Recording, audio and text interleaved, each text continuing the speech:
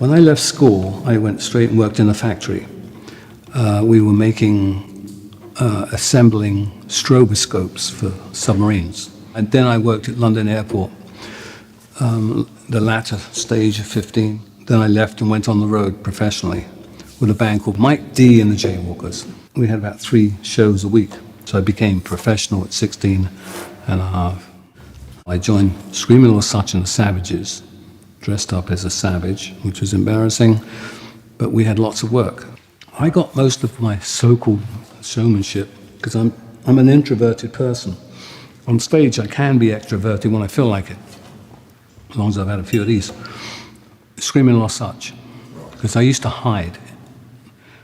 I'd be on stage, and I used to kind of hide in the wings, and he would come over to me, dressed with his cow horns and his lavatory seat around his neck, and he'd grab me and pull me out the front.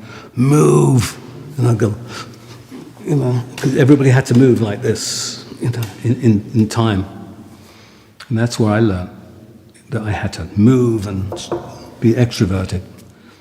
And we used to work under Don Arden, who was our agent.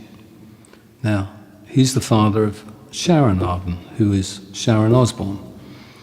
And of course, I knew Sharon and David very well from the dad. And he had a reputation. I don't know if you know about the reputation of hanging people out of windows. He could frighten people. He was known as like the mafia guy, but I never saw it, you know. And of course, Sharon was great, David was great, but there was always that atmosphere of you don't mess with Don. Otherwise, there could be a problem. So he said, right, okay, guys, you know. Met him in the office. He said, you're going out with Jerry Lee. Jerry Lee Lewis, oh, wow. And he walks in, and he's got his Macintosh on, and he's just walking around. And you can tell he has no interest in us. He goes over to the piano and fiddles around on the stage. You know, and I'm like, we're all standing there. I'm petrified. And so he starts playing, da-da-da-da-da-da-da-da-da. And he looks at us, and we're in. And of course, the bass player, Chaz, says to me, C, right, C, da-da-da-da-da-da-da. And I'm assuming it's a 12-bar, which it was. Jerry Lee is playing away, you know, singing away. And he gets off the piano, and he walks over towards me, and he goes, Playboy. And I went, and I'm playing a solo, and I'm waiting for the whack. But it didn't come, because I'm playing away, and I'm waiting for that. And he went, oh, it's very good, boy, because I was always known as boy. And he puts out his hand, and I held a vibrato, a tremolo, and I shook his hand, and he couldn't believe that I could shake his hand and keep playing.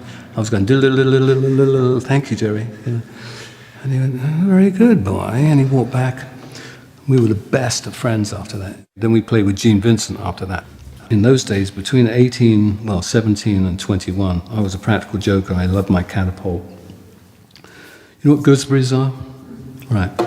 So I'm in the van one day, and Gene Vincent's in the front seat, and I hopped out the back, and this girl was walking by, and he had his window open. So I got my catapult with a gooseberry, and I went whack, and it hit her in the back. And it must have stung a bit, you know, and you could hear it, because she had one of those in vogue, fashionable plastic Macs, and it went smack. And of course, he looked at her like that and started laughing. And she went, oh!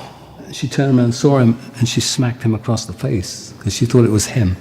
And he's going, I'm sorry, ma'am, whack, you know.